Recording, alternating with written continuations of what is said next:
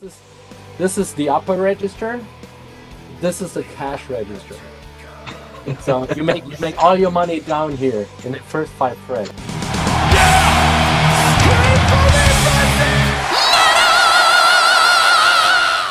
Hey everyone, welcome to the channel. I'm Belgian Jasper. If this is your first time, subscribe right now. Anybody that loves metal should be super excited that there's a new Accept album coming out. The new album, Too Mean to Die, is gonna come out in January, and I had the distinct pleasure of talking to my friend Martin Motnik, the bass player of Accept. The Undertaker knows no shame. The Undertaker, the new single, is out. This is the first song of Accept that you've ever played on in the studio as well. You must be extremely excited right now. Oh, very much so. And actually, funny enough, it was in the recording process of the new CD. In fact, the first song that I recorded on. First of all, I'm extremely proud and still so thrilled to be in the band. I mean, that's a band I've known all my life, basically. And so now to be in it is just, that's already great. And now new album's coming out and the single just out. And so everything's couldn't be happier. Awesome. I mean, we are recording this just before the single drop, so I've not heard the single. I've seen the teaser, obviously, online. What is the reaction so far of those that are in the know right now? We try to keep it close to our chest as possible because of the leaking and all that stuff. We want to give like everybody the same experience at the same time, so there were only not even a handful of people that have heard it. And everybody loved it. The Undertaker is a busy man. The Undertaker knows no shame. It's the Accept sound. Fans will recognize it right away, but it's also, again, a fresh approach. First, I want to just look back a little bit. We met for the first time in 2015, I believe it was, and we met on a cruise in Alaska. It's That's that right. long ago. Yeah. It was cold.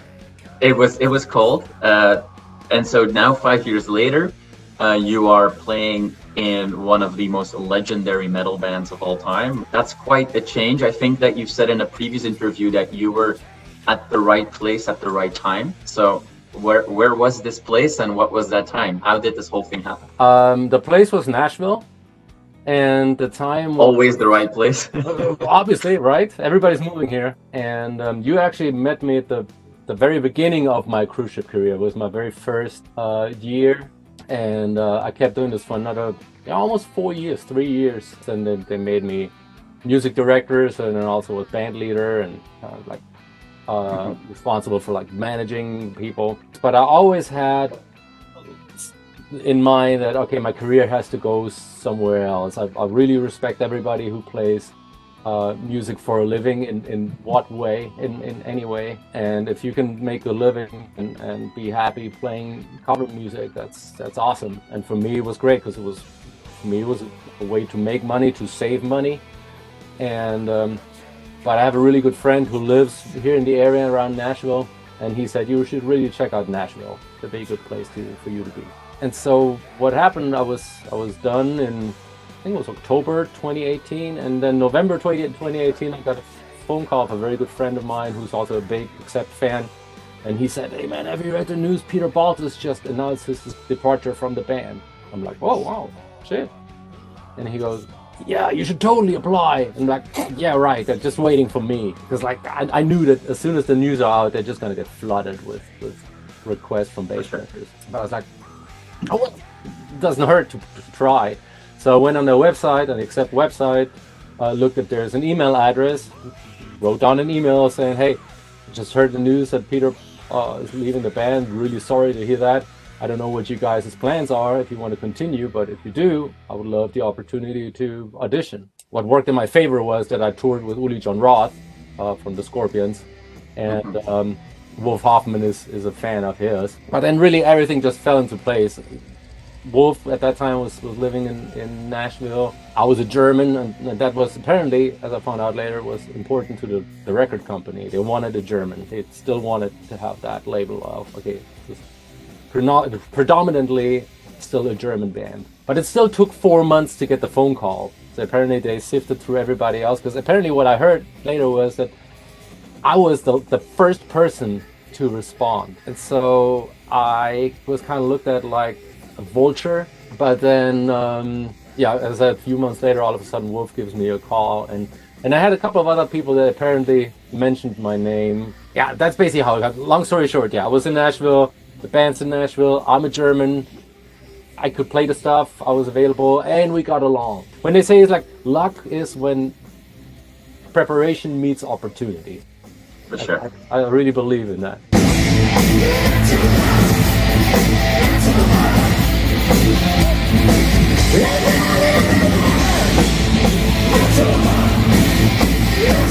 So when people think about, I just signed my first autograph card. We signed 2,500 last week to put them into the new record, the limited edition and stuff. So we actually, those are not printed; those were handwritten. Nice. So how sore is your arm right now? It's okay now. It was last Thursday, so I'm recovered. You mentioned it. You basically were able to join Accept because Peter Baltes stepped away. When you listen, closely to some of the classics, and I'm particularly thinking of the Breaker album.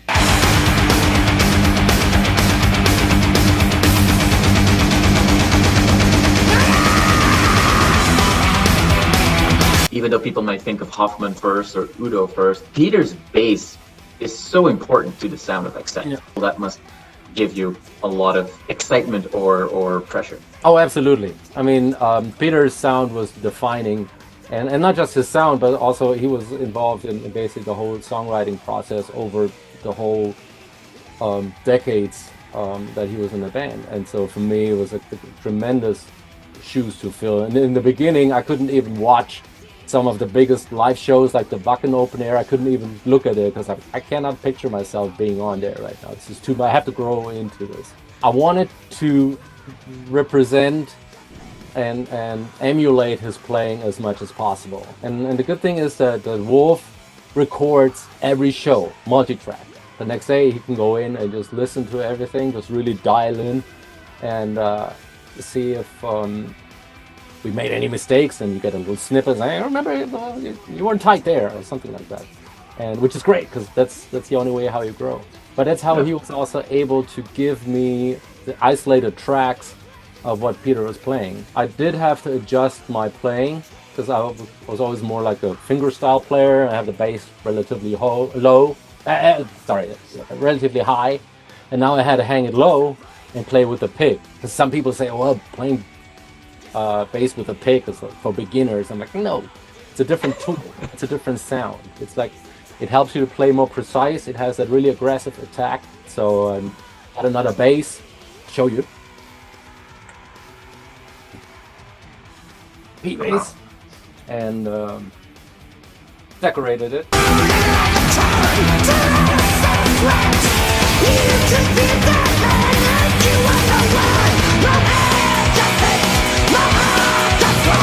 Talk about being nervous or like almost like shitting my pants.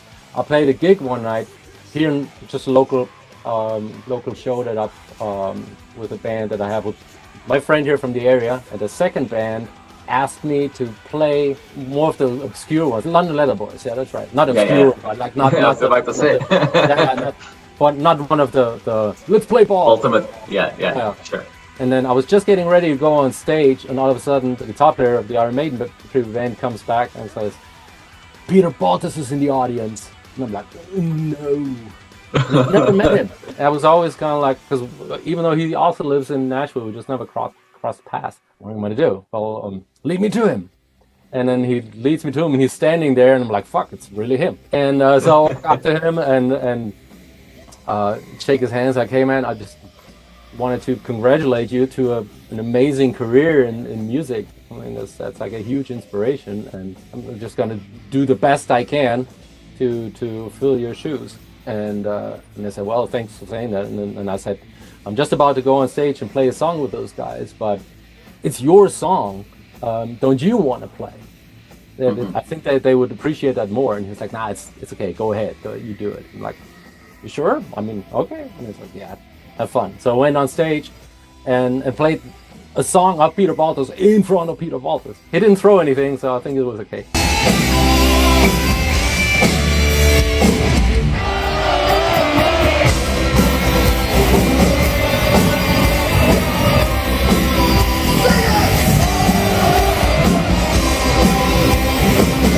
So when you say that people tell you like, oh, guitar picks is for beginners, I think they just want to see you play the bass again with a toothbrush. Right. There's a hilarious video of you in that's now over 10 years ago, I think, in one of the music expos where you do a clinic where you play the bass with an electric toothbrush.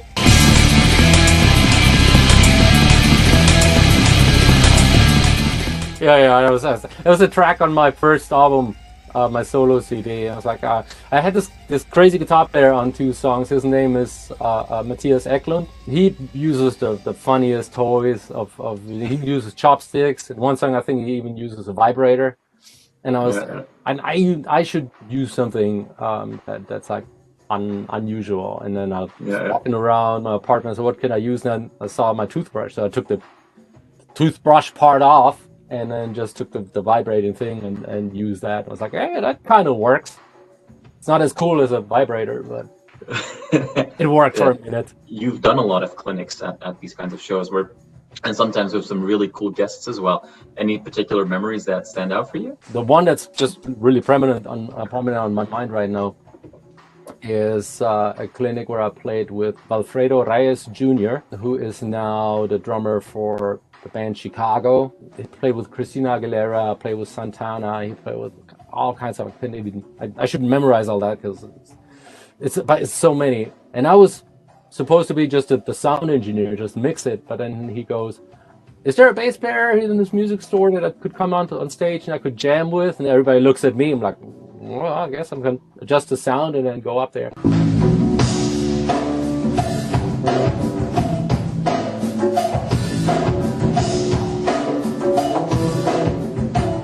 And that was just one of the funnest moments, and because it was completely jammed and unplanned, and that guy's like an octopus. He plays like drums and percussion at the same time. It's just insane. Wow. And the reason why this is so prevalent for me right now is because he just recorded 2 songs for me for my new album. So I'm working on a new solo album, and just this weekend last weekend he sent me the tracks for those 2 songs, and he's just amazing. Your previous solo album was called Bass Invader, if I'm not mistaken. Right. Yeah. And you called that album your audible business card, and it's a very eclectic album. I do remember that. And it's a very eclectic album. Going from very proggy rock songs to an interpretation of the Simpsons theme with how many bass lines recorded over each other, I forget, but 26.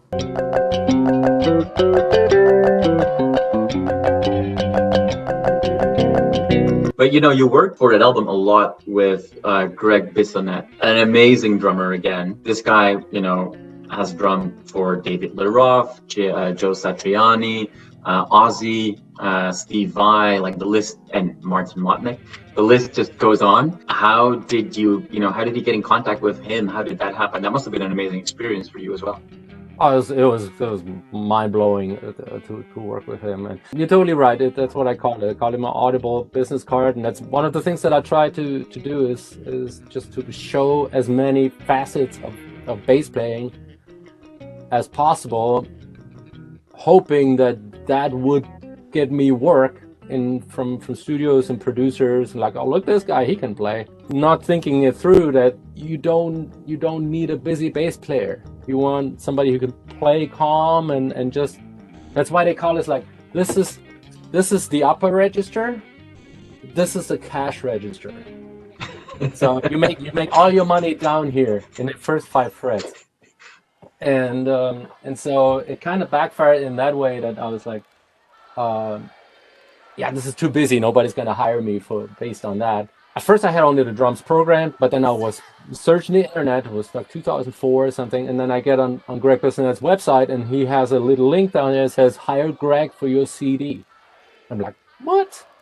Right. Well, let's just send him an email and then see what happens. And I was like, he's never gonna respond. And like 2-3 days later, he writes back and says, "Hey Martin, I'd love to play on your album." And I'm just. It was an email, but I'm already talking like him. Hey man! And that's how it started. Nice, that's awesome. I mean, you say that most bands look for a calm bass player. I know that one of your biggest, influences or heroes is Billy Sheehan, right? Who, famously is not always the most calm bass player. He brings a bit of a for not being creativity and everything. Exactly. I was listening the other day to Fast as a Shark. And the bass line of Fast as a Shark does allow, I find, for some Sheehan-esque creativity.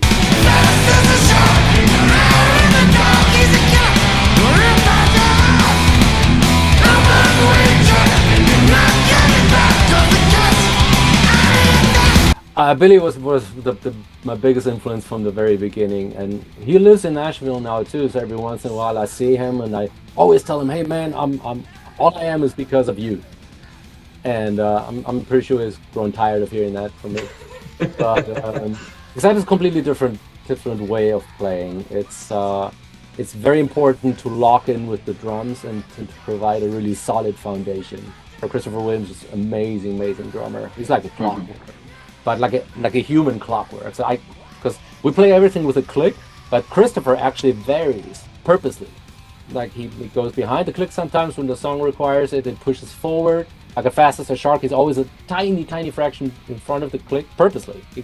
And when we did the recordings, I recorded the whole album in here, so I got the individual tracks, and so I could see the drums, and they were perfectly on the grid. So his playing is just insane. So there is more of a focus on providing just a really steady foundation, and now especially with having 3 guitars in the band, let them have their fun. With Accept, that brand is already there, trying to match that, but I definitely do some tapping when I'm let loose.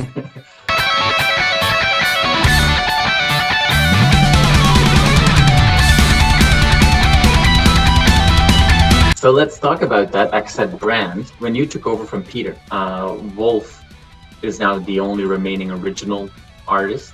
Some of the other guys in the band have been there now for a long time as well. Right. But especially Mark has been since the new. Exactly, since the early 2000s, right? For newer members like yourself, going through this new album cycle and recording, everybody's excited and you want to contribute and you want to, make your mark, but at the same time you want to respect that brand. Right. How did you and some of the other newer members of the band, experience recording this album? So you're gonna have millions of very passionate listeners. Is that something that is all going through your mind, or are you just like, I'm just focused on the song and the music? Accept got there because they are who they are. Wolf and Peter and u.d.o, they defined the sound based on what they felt. I mean, that the music that they made it comes it came from their hearts. You have to just have faith that what they come out with it's just gonna sound like Accept. You cannot turn this around and then try to change. When I joined the band, I mean, first of all, I didn't think we're gonna write an album in this short amount of time that we now did it. But because we were supposed to be on tour all summer long and play festivals and stuff, and so of course everybody's home. So we were flying around last year, did the tours and some shows in South America, and then in between, Wolf told me, "Hey man, if you have any ideas for songs, give them to me. I'll gladly listen." I'm like, "Really? Oh, well, I can sit down." And so I sat down and. Here's my list of 20 songs I already made. No, I didn't have anything because I was like, I wasn't. That would be pretentious for me to say.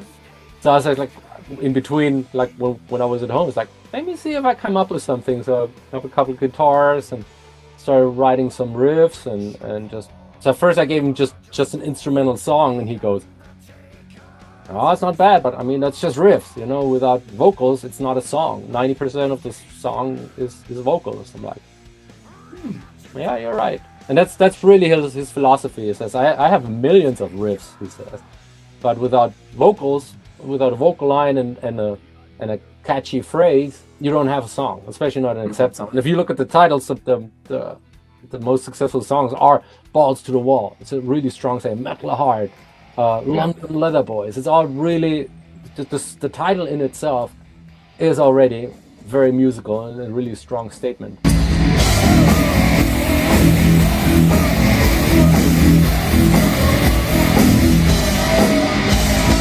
And I sat down and wrote a couple of lyric ideas, and I was like, what kind of sayings do I have? And then I was like, sucks to be you. I like to say that because if somebody is like an asshole and there's nothing you can do about it, it's like, well, sucks to be you. And it's like about narcissists and just generally bad people. And so I made a solo. I was like, well, it sucks to be you. And I gave him a demo, and Wolf comes up to me and said, hey, sucks to be you is a good song.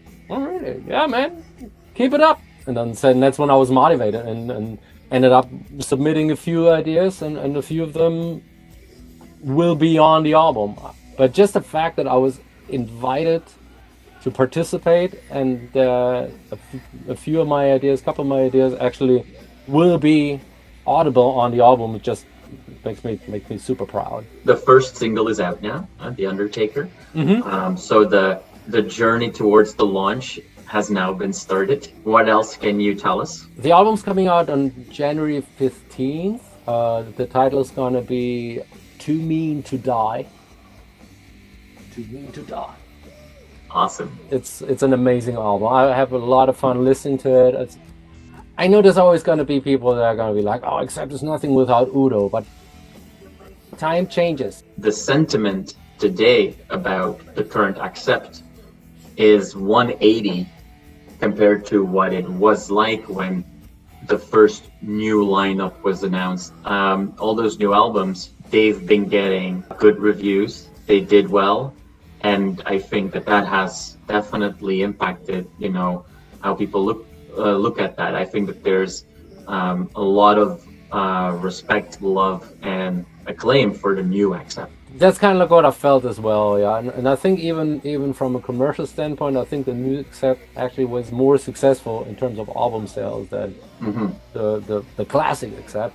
Mark Tornillo is an amazing singer. He does the old songs totally justice, and he has his own style, but he definitely captures the energy.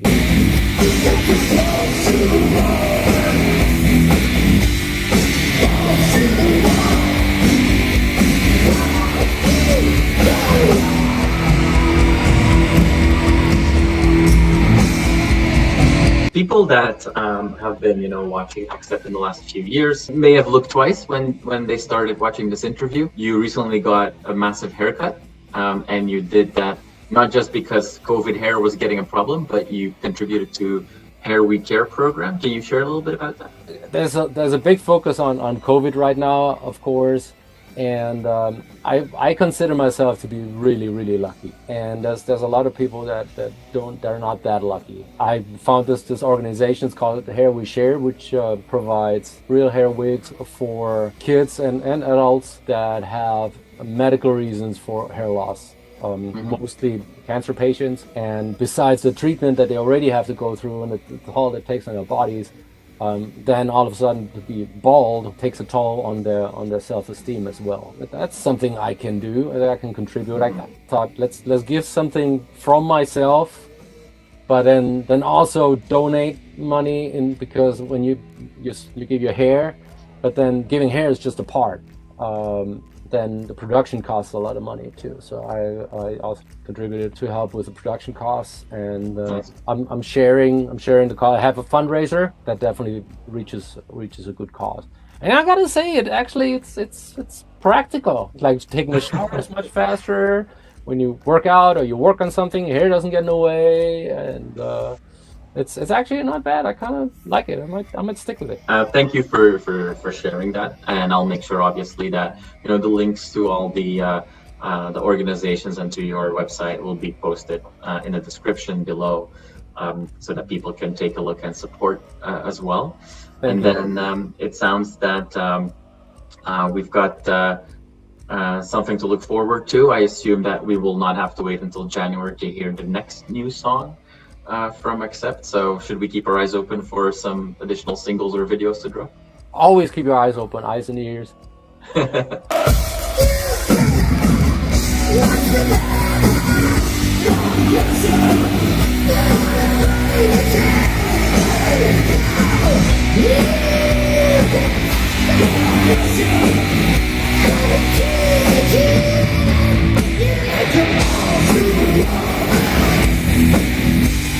Well, that's super exciting to look forward to.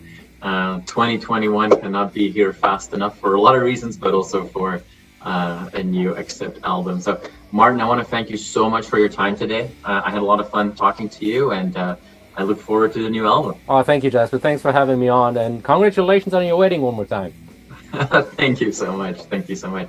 You are awesome for watching this video. Click right here to see more content like it and subscribe to the channel.